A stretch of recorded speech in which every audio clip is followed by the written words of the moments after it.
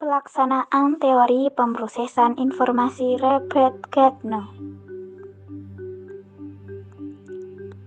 Teori belajar Information Processing Learning Theory yang dicetuskan oleh Gardner merupakan sebuah gambaran atau model kegiatan bagaimana cara otak manusia saat mengolah suatu informasi.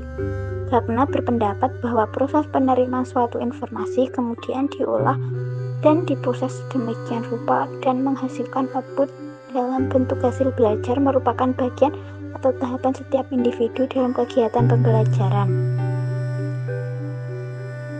Robert Mills Gardner merupakan ilmuwan dalam bidang psikologi yang lahir pada 21 Agustus 1916 di North Andover dan meninggal pada tahun 2022. Mendapat gelar AB di tahun 1937, Gardner pada bidang psikologi dan Brown University gelar profesor yang didapatkan ketika mengajar di Connection College for Women dari tahun 1940 sampai 1949. Menurut Robert Mills Gardner, beliau mendefinisikan belajar sebagai mekanisme di mana seseorang menjadi anggota masyarakat yang berfungsi kompleks. Adapun menurut Robert Mills Gardner menjelaskan ada beberapa cara dalam proses pembelajaran berlangsung dari pemrosesan informasi ini.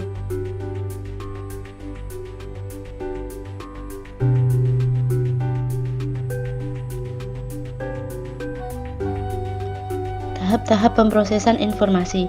Yang pertama, identifikasi stimulus sebagai persepsi. Tahap penginderaan yang memeriksa data dari berbagai sumber termasuk penglihatan, pendengaran, sentuhan, penciuman, dan lain-lain dikenal sebagai tahap identifikasi stimulus. Proses pengidentifikasi rangsangan dimulai dengan analisis lingkungan dari perspektif sumber informasi, format informasi, sentuhan, penglihatan, dan pendengaran.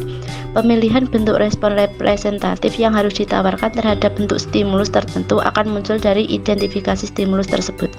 Tahap kedua adalah seleksi respon sebagai keputusan.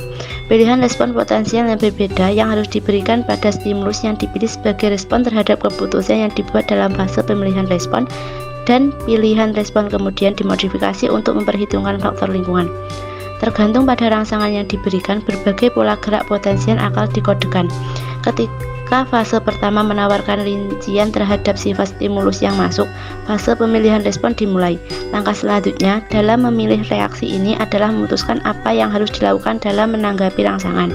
Fase ini mewakili proses peralihan antara input sensorik dan output motorik. Tahap ketiga adalah pemrograman respon sebagai aksi. Pemrograman respon menjalankan organisasi tugas sistem motorik sebagai dasar untuk respon kinetik. Program respon akan memperhitungkan bentuk stimulus yang terdeteksi pada langkah sebelumnya, sebelum menghadapi reaksi kinetis sebagai jawaban. Pola perencanaan motorik akan berkembang dalam ingatan seseorang jika berbagai langkah proses pemrosesan informasi telah berhasil dilaksanakan. Ketika pola perencanaan motorik berinteraksi dengan lingkungan yang merangsang, reaksi kinetik seseorang akhirnya terwujud.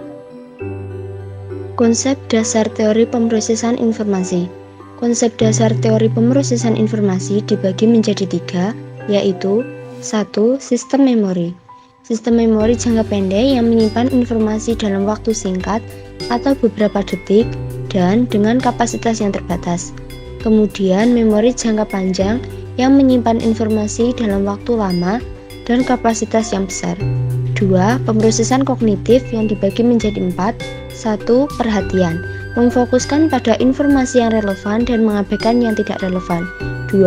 Pengenalan pola, menemukan pola dan hubungan dalam informasi. 3. Pemahaman, mengartikan makna informasi. 4.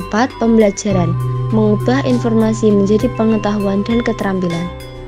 3. Metakognisi, kesadaran dan contoh dalam proses berpikir, termasuk pada memantau dan memahami diri sendiri, mengevaluasi strategi belajar, dan mengatur waktu dan sumber daya.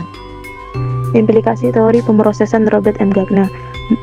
Model pemrosesan informasi dari belajar dan ingatan mempunyai pengaruh yang besar bagi desain pembelajaran di dunia pendidikan. Diawali dengan memberikan masukan stimulasi dari pendidik dan ditutup dengan respon balik yang mengikuti petunjuk pembelajaran.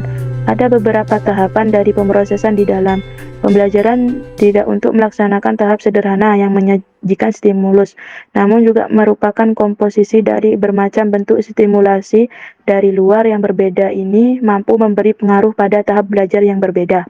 2. Stimulasi menyeluruh yang diberikan kepada siswa selama belajar memiliki fungsi mampunya mendukung apa yang terjadi di dalam pembelajaran. Kejadian di luar lingkungan mampu memberikan dukungan proses dalam diri dengan menghidupkan keadaan mental yang memberikan pengaruh terhadap perhatian dalam persepsi selektif. Hal yang terjadi di luar mampu memberikan peningkatan tahap dari dalam dengan memberikan hal yang terencana yang diciptakan oleh pendidik. Di sini, guru juga menetapkan pengoperasian dalam proses pengambilan tindakan, seperti harapan akan hasil belajar.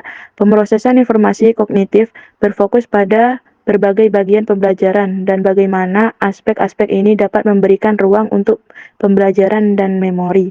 Teori ini mengutamakan penggunaan strategi yang memfokuskan perhatian siswa, memudahkan proses pengkodean untuk mengambil informasi, dan memungkinkan penerapan yang efektif dalam pembelajaran. Untuk kelebihan dan kekurangan teori pemrosesan informasi. Adapun kelebihan teori pemrosesan informasi, diantaranya mendorong pendidik untuk merencanakan pembelajaran agar suasana dan gaya belajar dapat dimodifikasi, menjadikan siswa lebih kreatif dan mandiri, membantu siswa memahami pelajaran. Kemudian sebagian besar dalam kurikulum pendidikan negara Indonesia lebih menekankan pada teori kognitif yang mengutamakan pada pengembangan pengetahuan yang dimiliki pada setiap individu. Pada metode pembelajaran kognitif, pendidikan hanya perlu memberikan dasar-dasar dari materi yang diajarkan untuk pengembangan dan kelanjutannya diserahkan pada peserta didik, dan pendidik hanya perlu memantau dan menjelaskan dari alur pengembangan materi yang telah diberikan.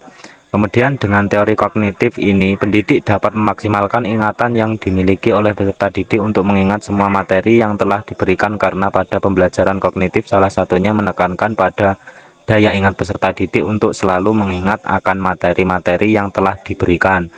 Kemudian metode kognitif ini memudahkan untuk diterapkan dan juga telah banyak diterapkan pada pendidikan di Indonesia dalam segala tingkatan.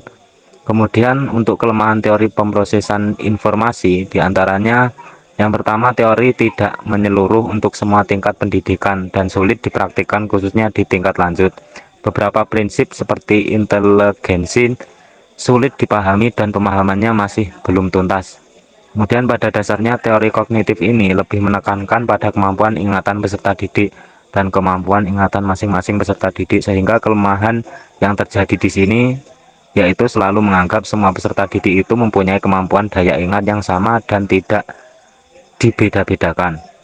Kemudian dalam metode ini tidak memperhatikan cara peserta didik dalam mengeksplorasi atau mengembangkan pengetahuan dan cara-cara peserta didiknya dalam mencari, karena pada dasarnya masing-masing peserta didik memiliki cara yang berbeda-beda. Kemudian apabila dalam pengajaran hanya menggunakan metode kognitif, maka dipastikan peserta didik tidak akan mengerti sepenuhnya materi yang diberikan. Dan jika dalam sekolah kejuruan hanya menggunakan metode kognitif tanpa adanya metode pembelajaran lain, maka peserta didik akan kesulitan dalam mempraktikkan kegiatan atau materi. Dan yang terakhir, dalam menerapkan metode pembelajaran kognitif juga perlu diperhatikan kemampuan peserta didik untuk mengembangkan suatu materi. Jadi kesimpulannya, teori belajar information processing learning teori yang dicetuskan oleh Gagsne merupakan sebuah gambaran atau model kegiatan bagaimana cara kerja otak manusia saat mengolah suatu informasi. Teori pembelajaran informasi ini relatif baru dibandingkan dengan teori pembelajaran sebelumnya. Teori ini mengklaim bahwa belajar adalah proses mengelola informasi. Teori ini menggambarkan atau memodelkan proses-proses yang terjadi di otak manusia saat memproses informasi. Konsep dasar teori pemrosesan informasi mengumpamakan otak manusia sebagai sistem pemrosesan informasi layaknya komputer. Informasi yang diterima melalui indera diolah, disimpan, diingat, kemudian dapat digunakan untuk menyelesaikan masalah, membuat keputusan, dan belajar.